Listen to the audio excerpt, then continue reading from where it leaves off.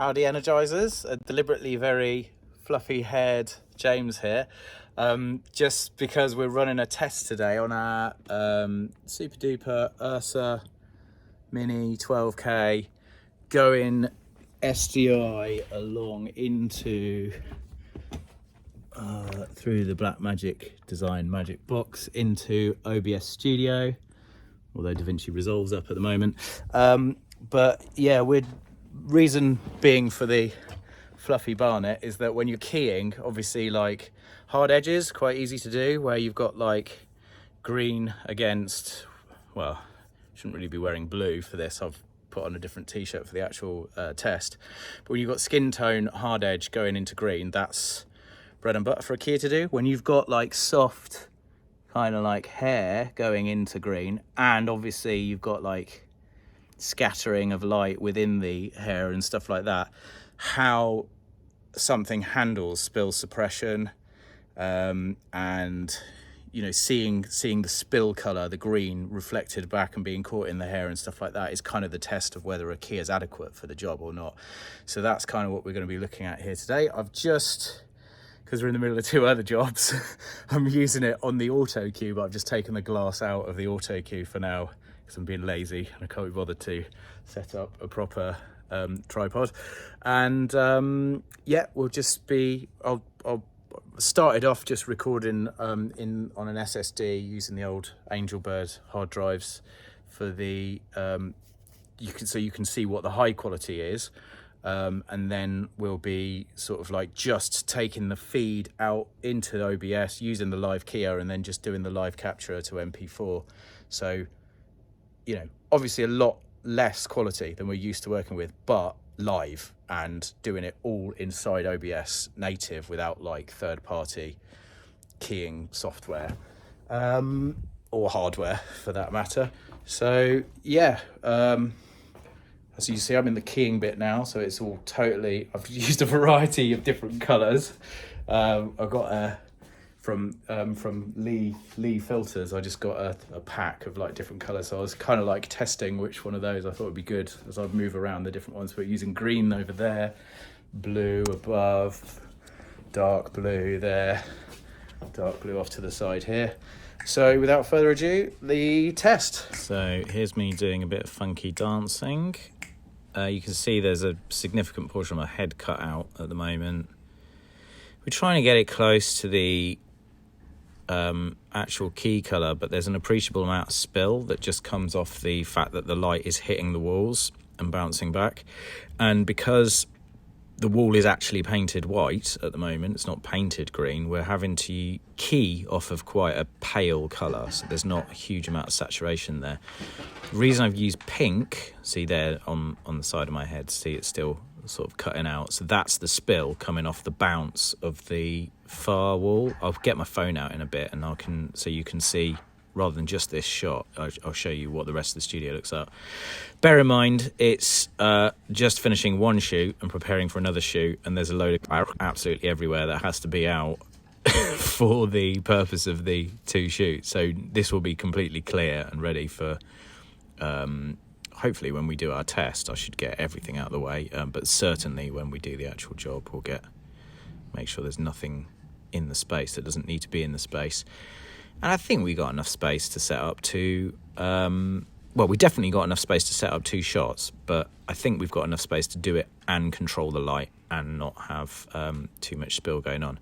So I toyed around with the spill suppression a bit in OBS just prior to this test, because that was, you know, really dull and you didn't want to see like loads of stuff beforehand. But yeah, it's running a reasonable amount of spill suppression at the moment, so you can see where the side of my head would be showing up luminous green right now. You can see it sort of kicking in. So as I'm re-gaffer taping, I've used half CTO filter on that light off to the stage right hand side that you can see me just putting back on with the gaffer tape at the moment. Here I'm going to swing the lens, so you could, like using a wide, you can see a bit more of what's going on. Bear in mind the camera isn't as far back as it could be. I've left the camera in situ as it needs to be for the next shoot that I've got coming up. So we would probably use a slightly longer lens, but just so that you can see everything that's going on, I've just put a really super wide on it for now.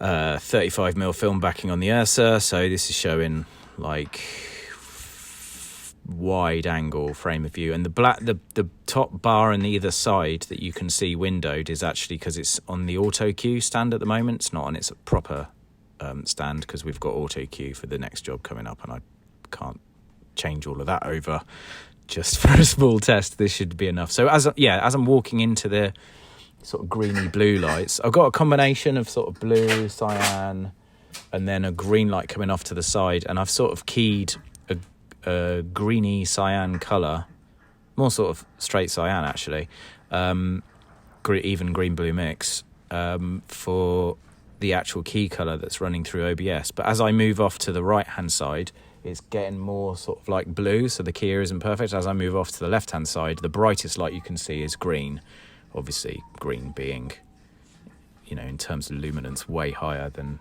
blue. Yeah, so here I'm holding up like a bit of plywood, which is just like the I'm just using it as a reflector because I can't find my reflector. It's around somewhere.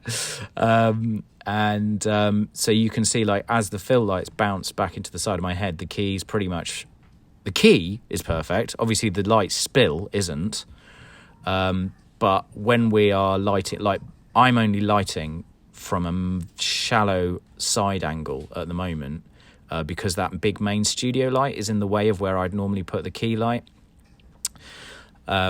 So just for the test, like, you can see on the right hand side of me is kind of what the key would look like, and over to the left hand side where you're just getting spill is like, you know, it's like a worst case scenario, but you wouldn't get that because we would be fill lighting that side of the actor in both scenarios, in both shots.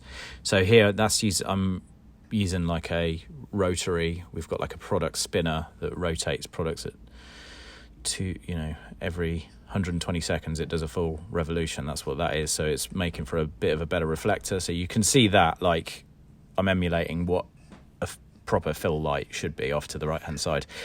The thing with the diffusion sellotape to the back of it behind the other Blackmagic camera is the light that is illuminating green that's providing most of the spill. I was toying around with that idea. I'm now thinking just probably not bother, or perhaps have it either on a cat pole from the ceiling shining down, or just on the floor shining up outside the edges of the shot. But it depends how we arrange the two shots. Do you actually want people to be able to walk from one to the other uninterrupted, or are we sort of gonna fake that a bit? In which case we could have lights on the floor in shot, but we can just like envelope them off. We can like garbage mask them off, and so, you know, the scene looks like it's bigger than it is, but that would allow us to fill out the bottom of the curve with a bit more light. You can see actually where the light is, where the key's failing. Have I turned on the main studio light here? I don't think I have yet. Where the key's failing there, yeah, I have turned on the main studio light. Where the key's failing there is where the main studio light is blowing it out with white light. So it's just about filling the curve, controlling the light so that you've got key, you know, the key color going towards that. And then my trick of like just using half CTB on your actual, you know, backlight, key light, fill light for your actual actor, that just totally separates the two color groupings. And then you obviously color balance your camera to take into account the fact you've got half CTB, which I think takes away around about 1,500 degrees Kelvin, but it seems to work pretty well. So yeah, I'll do picture in picture here, so you'll be able to see what's being filmed on my phone. As I look around at the studio, you can see it is all still painted white. There's none of it's actually painted green yet, and the key still getting some result. I know this isn't a good result, but I thought, you know, it's a good test without going to the lengths of painting the studio to just see what the capabilities of OBS Keyer are. And, you know, I'm deliberately giving it something quite hard to do here, and it's managing it quite well. So that was kind of the whole purpose of the exercise. So that just about wraps up today's test. Thanks for checking it out. Hope it's not been too waffly and long-winded. Yeah, did we learn anything? I don't know, but yeah, next up we'll get this place painted so that it's actually green or blue or cyan or whatever we're using to key, and that will obviously give us much better results. So yeah, thanks for watching. See you soon.